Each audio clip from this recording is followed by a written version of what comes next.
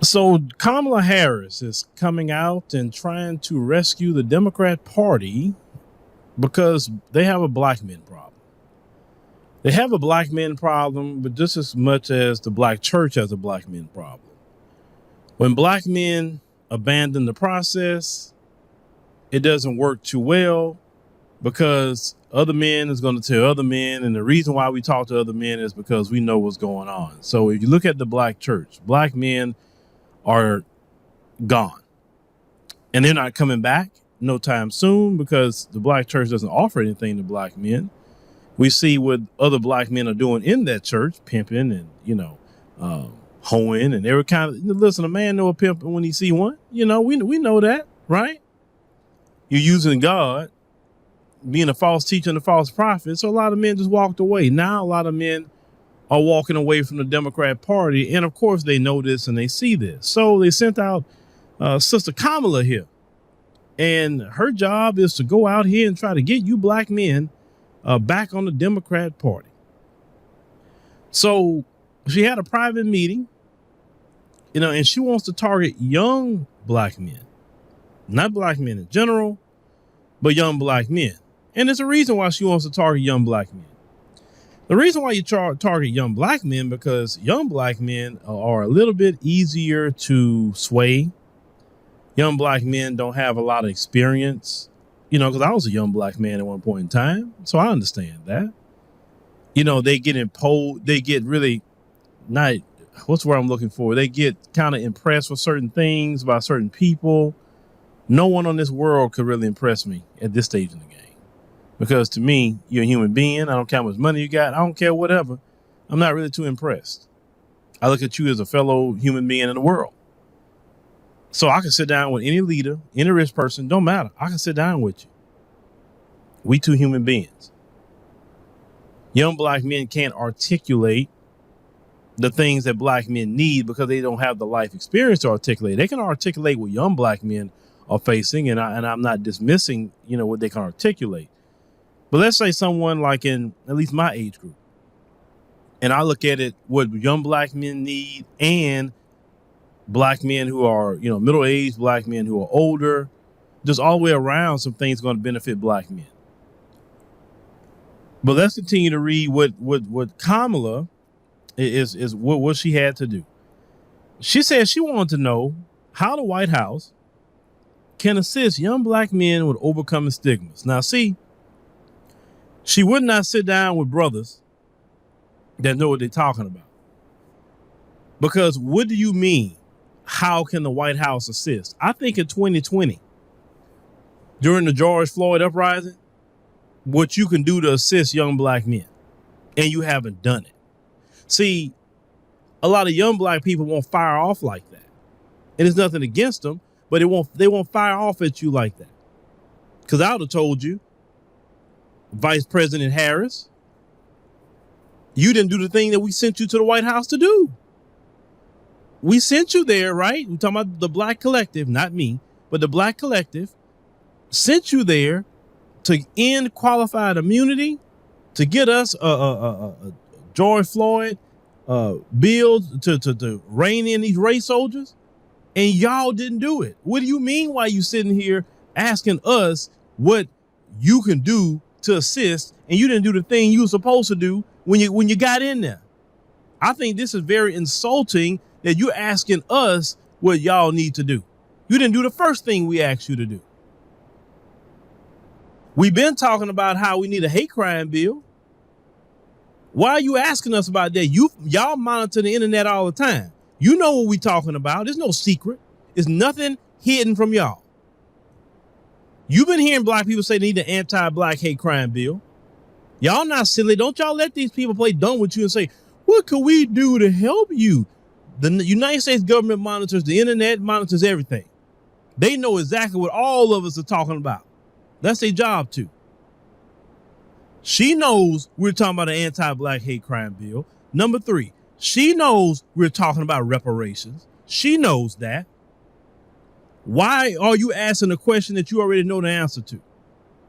That's the insulting part out of it. So this is why she will try this with young black men. She sat there for an hour long with them And she said the conversation continued with senior aides to the vice president after she left.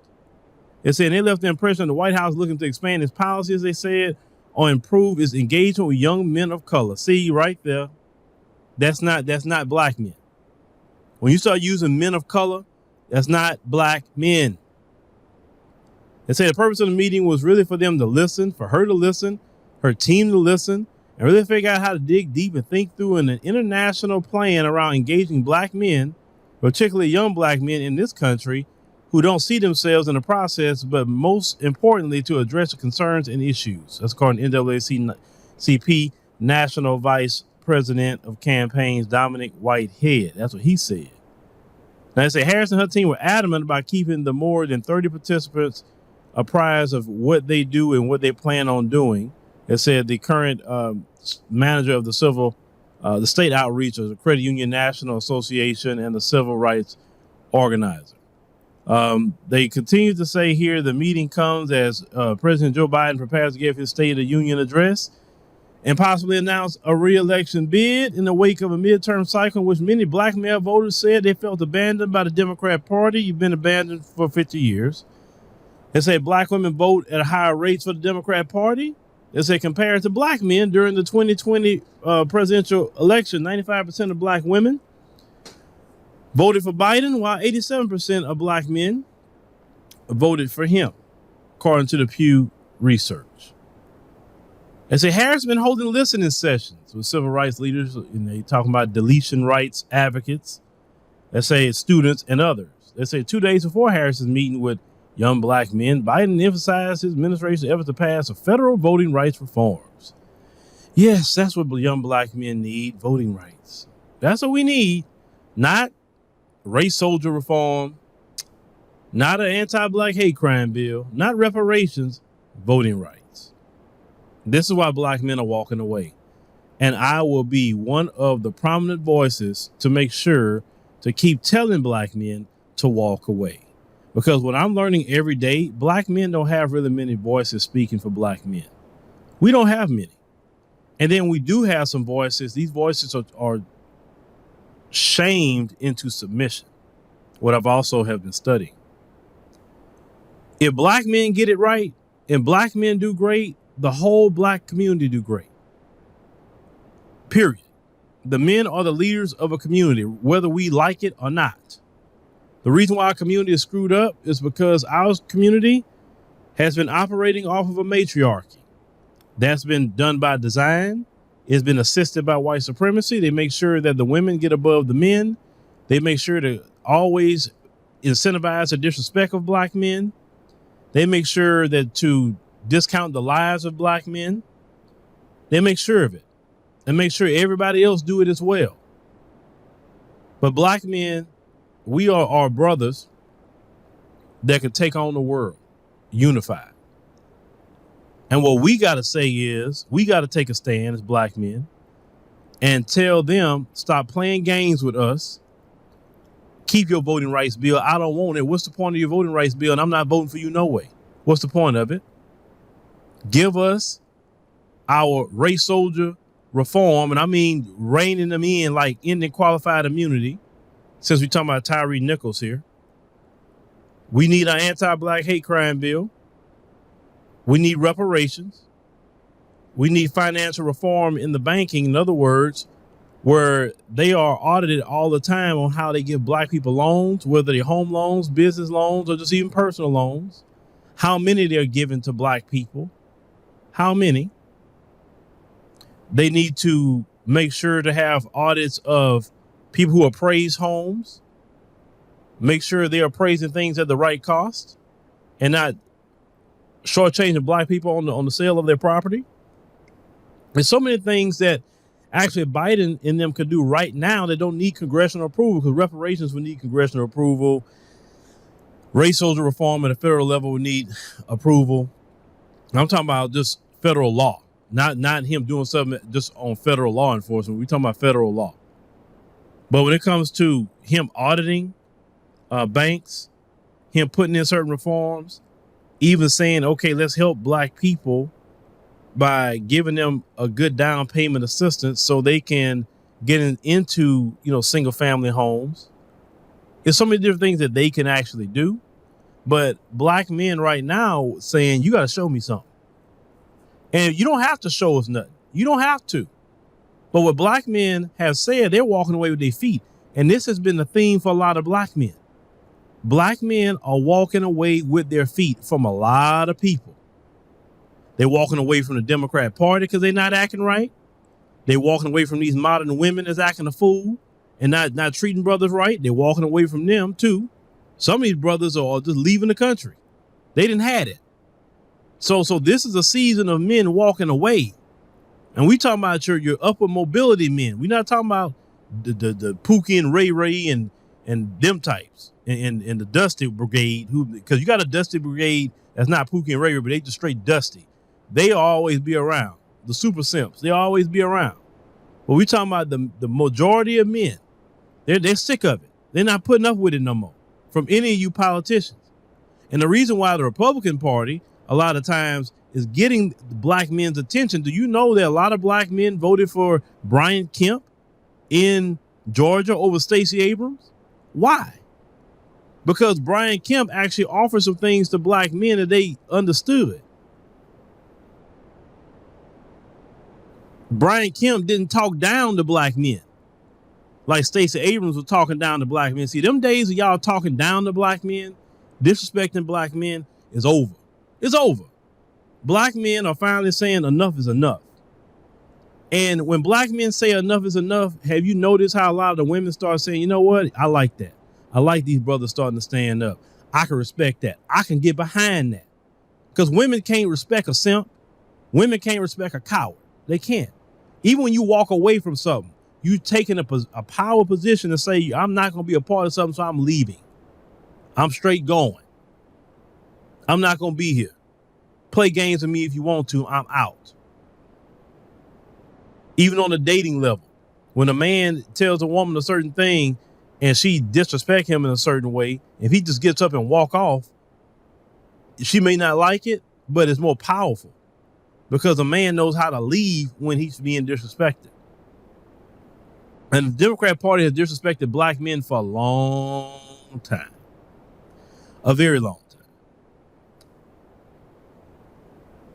If Biden would have came in and he would have did that George Floyd bill, getting rid of qualified immunity, having a national database where any cop that have any kind of complaints on them is uploaded to a database, has to be by federal law. Nobody is no voluntary participation. Everybody have to participate in this or else. And you can go look up a cop's name and you can see if he or she had any complaints. Well, how were they solved? What was the complaint? Things like that, keeping an open records on these people. Them actually going to jail. You know how they jailed the black cops. Them actually going to jail when they do something like that. Put them in fear. Taking away their peace officer license and their pension when they do something. Trust me, them cops will get a lot of act right. And Biden and them could have did that. They had the House, they had the Senate, they had the presidency, and they did nothing. In the midst of the uprising of George Floyd. In the midst of that. So really, Sister Kamala, what are you talking about at this point to black men?